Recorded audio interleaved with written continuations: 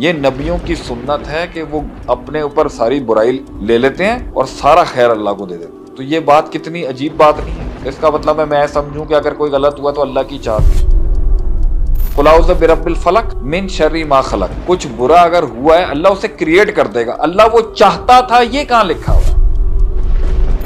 اچھا، جو اللہ پسند کرتا ہے جب وہ انسان کرتا ہے تو انسان کا فرض یہ بنتا ہے تقاضے کے تحت کہ وہ کہے اللہ یہ میں نے جو کیا یہ تیری وجہ سے تھا، اور جو برائی میں نے کی وہ میری وجہ سے۔ مجھے نہیں لگتا کوئی رکاوٹ ہو سکتی جس کا یہ سوچ ہو جو ہو رہا ہے اچھا وہ میں نہیں کر رہا، وہ اللہ کر رہا ہے، اور جو برائی ہوئی ہے نا وہ میں نے کی ہے، میں اس کی توبہ کرتا ہوں، اللہ تو اس بہتری جو اس میں آئے گی وہ بھی اللہ کی وجہ سے۔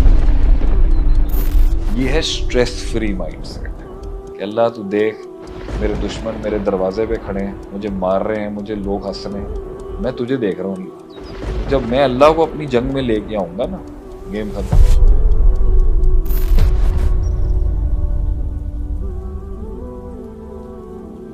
جتنے غلط کام ہوئے ہیں وہ کس نے کیے ہیں؟ زنا کیا ہے انسان نے کیے۔ جتنے اچھے کام ہوئے ہیں وہ انسان کیسے کہہ سکتا ہے اس نے کیے؟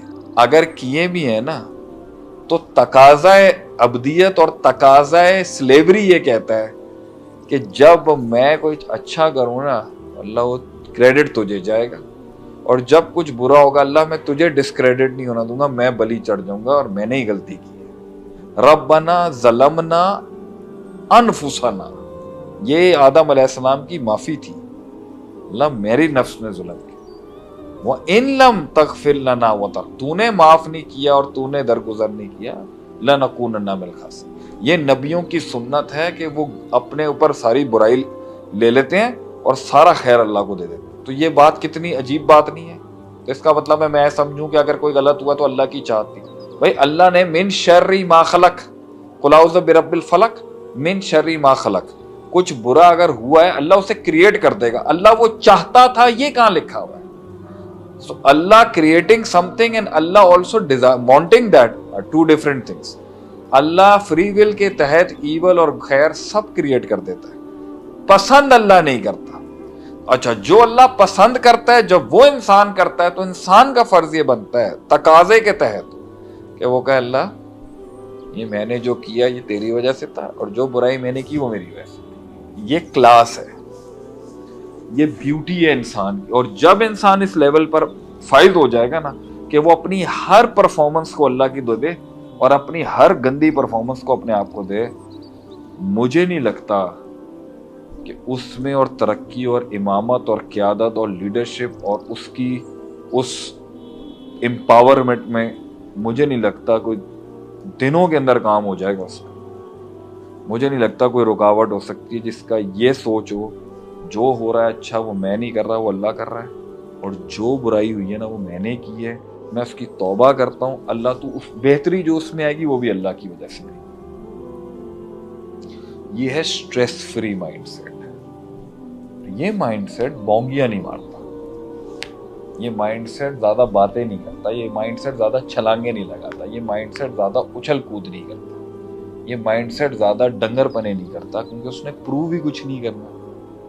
جب اس نے پروف کچھ نہیں کرنا، نہ ماں کو، نہ باپ کو، نہ فیملی کو، نہ سسٹم کو، نہ حساب کتاب کو، وہ تو صرف اللہ کو پروف کر رہا ہے کہ اللہ تو دیکھ میرے دشمن میرے دروازے پہ کھڑے ہیں، مجھے مار رہے ہیں، مجھے لوگ ہنس رہے ہیں، میں تجھے دیکھ رہا ہوں۔ تو جب میں اللہ کو اپنی جنگ میں لے کے آؤں گا نا، گیم ختم۔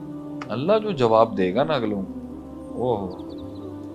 میں کیوں فکر مند ہو رہا ہوں، میں کیوں پریشان ہو رہا ہوں؟ میں نے اپنے مائنڈ کو کنڈیشن ہی یہ کرنا ہے بھائی میرا کوئی کنٹرول ہی نہیں ہے، اور جو کنٹرول ہے وہ اللہ کا ہے، میرا تو اس میں بھی کوئی کنٹرول نہیں ہے۔ اللہ مجھ سے اچھے کام کرا لے، بڑے کام کرا لے، یہ اللہ کی شان ہے، اللہ کا رحم ہے میرے اوپر، اور اگر کچھ غلط ہو گیا یا کوئی کنٹرول نہیں، اللہ اسے سدھارنے کی مجھے توفیق دے، اور وہ سدھارے گا بھی تو اللہ ہی سدھار دے گا، اللہ تو ہی۔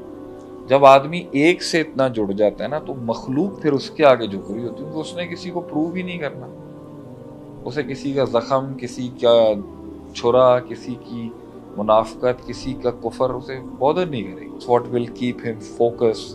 I have nothing to lose۔ میں جیت گیا تو fair enough، میں ہار گیا، میں مائنڈ میں پہلے ہی ہرا چکا ہوں اپنے آپ کو، تو میری تو ہار ہی نہیں ہے کسی چیز۔